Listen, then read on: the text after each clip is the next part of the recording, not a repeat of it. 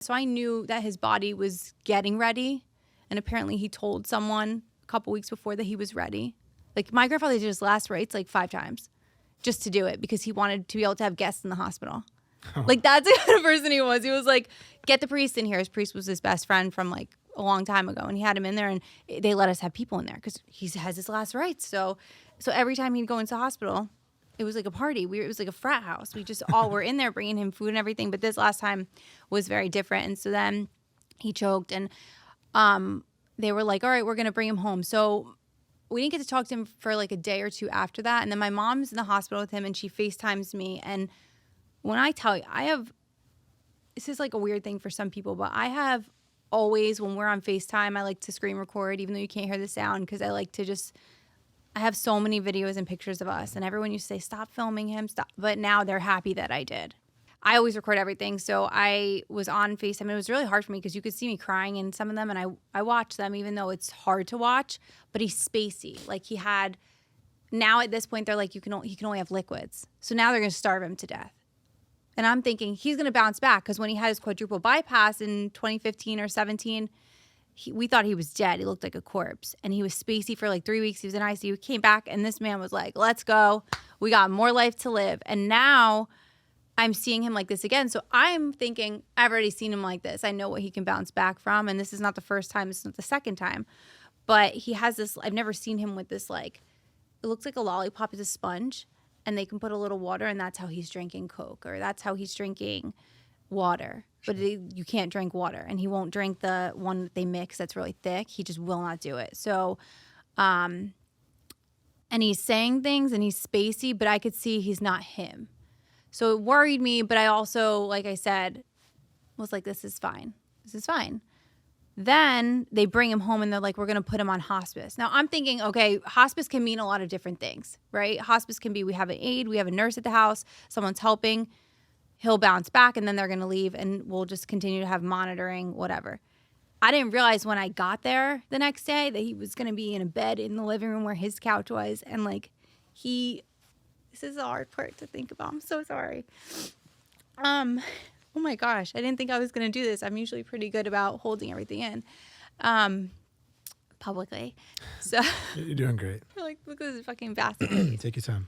It's really hard because I think about that, like walking into that moment and seeing him and being like, oh, this is what we're doing. So now this is the beginning of the end for me. I don't think I believed it until I saw him, but he was still spacey, but he kind of knew like things, but everything from there just went so fast. Like that next week was it happened really fast. And I'll tell you about this one thing after, like in a little while, we get further into the conversation that was really traumatic about it. Or should I just tell you now? Tell me whenever you're comfortable. Okay. Tell me now. I don't know if I'm just talking too much. No, that's why you got a mic, baby. You're good. I know. Woo. So sorry. So the night. So he passed away on a Friday morning, the 16th of September. And Wednesday night, we all took shifts. We did not want to leave him. Like, yes, he had a nurse come and help do certain things, but we took care of him. So that night it was me, my uncle, and my mom at the house. My grandmother was all the way in her wing and in the back of the house, and she was sleeping. And, I started noticing, like at that point, he really wasn't there. There were certain things, but it was so different at that point. Like I knew we were getting there. Like you're a lot less hopeful when you see them like that because you're like, there's what's left here. Like, is this slowly just like getting sucked out of you? So do people cry on this podcast a lot? Mm-hmm. Okay, good. I've even cried. Yeah. I could try if you want. Yeah, could you fake it? Would it help? Feel better? I got glasses on. No, you're doing great. You're doing great. So, it's weird because I'm also not a crier at all. I'm really not, like about normal stuff, about even normal things girls cry about. And he's the one thing I always cry about. Did you and cry? I've always cried about him. Did you cry at the end of The Notebook? No, because I just thought like that was pure disgust right there. Yeah, I'm like in those situations. Maybe this is for another podcast. Maybe you need to start a different one. But yeah, okay. I'm like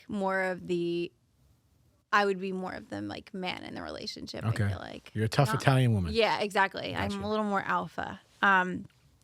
So, yeah, so that night, so it was Wednesday night. He passed away on Friday morning. And that Wednesday night, we're all sleeping. It was the first night I was like, okay, I fell asleep, deep sleep. I'm laying on this little couch. He's on oxygen. He's on all that stuff.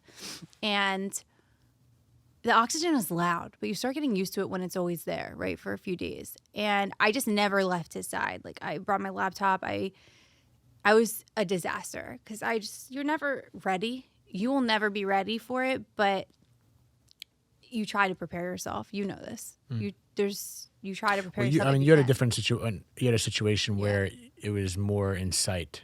Well, I'm saying with grief of anything, right? Right. When you know you're going to lose a relationship. That's my point. When you know it's going to happen, it's a different process. And I don't know what's better or worse. That's not what I'm saying. And my point is just, you had a situation where you saw it coming. So it's a different stress. It's a different preparation. Yeah. You know what I mean? You can't, I think about when I was kind of doing my research on anticipatory grief, I think a lot about, well, I've had to grieve in the past, not a loss like this, but you grieve jobs, you grieve relationships, right. With significant others. Doesn't mean that somebody died to be grieving. Mm-hmm. You grieve your old self sometimes when you're in a transformational phase, and sometimes it's for the better, but you still go through that whole grieving process. Yeah, there's a kind of generalization of loss. Right. Yeah. So this was completely different. And then it was about probably 4:05, I think. And I jumped. I heard this noise. It was like, wee-oo, wee-oo. And you think you're dreaming, but I knew I wasn't. I jumped so high off the couch, and I'm like, it's happening. The hospital never turned off his defibrillator. I've never heard his defibrillator go off, luckily. Unfortunately, I now did. So I jumped up off the couch, and I'm like, get the magnet, because they told us if it goes off, that means his heart's going into like this arrhythmia, and you have to put the magnet on it so it doesn't shock him. Like, this is what we need to do. Not only are they telling us, well, you're going to be traumatized, but he's going to be in pain. Like, he will feel it. Why didn't we turn the defibrillator off before he left the hospital?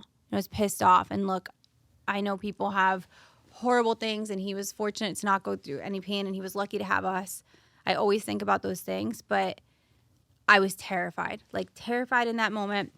And so I grabbed the magnet, and I go in and put it over his chest, and I'm bawling, just trying, but holding it in because I don't want him to feel that energy. And I'm just holding the magnet on him, and I'm and my eyes are filling, and I'm somebody call hospice and find out what's going on. And so I'm someone else Google it, and they're freaking out because I'm we don't want him to get shocked. If he's going to pass right now, I don't want him to get shocked. We call my other two aunts, they come up, and we're sitting there, and then we're I am begging anyone from the manufacturer. And I'm a pretty connected person, but I don't know anyone who works for the defibrillator company. Yeah, don't blame me there. That's a tight niche group. It's I don't happen to know anyone. So hospice is trying to call them, and finally my grandmother gets on the phone with hospice, and she's like, this is the worst. And people love hospice. They say it's so great. My grandmother did not have a good experience. She's like, this is the worst fucking thing. Get here and fucking help my husband. He shouldn't have to hear this. You hear it in your body. He hears it. It's fucking vibrating. Even if he's not there. Yeah, that's rough. You know what I'm saying? And it sounds like a French siren. So I do the research. I go on YouTube, and I find some guy who's showing what the different sounds are. And that alarm is that the rhythm of his heart is changing. He is either going to have a heart attack or it's slowing down. So finally it goes off. So I take the magnet off, but we decided to tape it. And a few more times during the day, it goes off. And then we make sure we're pressing the magnet down. And we put foam over it so he wouldn't really hear it, but he felt it. But at that point, he also was sleeping pretty much most of the day, and he didn't he would say one thing like water or Coke, but not really good. And I think the hardest thing for me was that finally someone from the manufacturer came that afternoon and turned off the defibrillator. And all they do is put a wand over it, this magnetic thing, turn it off. So now we didn't have to worry about that. And then my grandmother said that night, go home, come back this weekend, you stay with him, just go home, pull yourself together, and just get some clothes. So at, the next morning, my mom texted me, and I'm like, what's going on? Should I come over now? I'm going to bring my laptop. I'm showered. I have clothes for the weekend. And she's like, the nurse just came, and she said that his breathing is labored, and his heart is slowing down. And I'm like, okay. And she's like, no, she said he doesn't have that much time, and that it's going to be soon. 9:35 a.m. 9:39 a.m. 9:40 a.m., he's gone.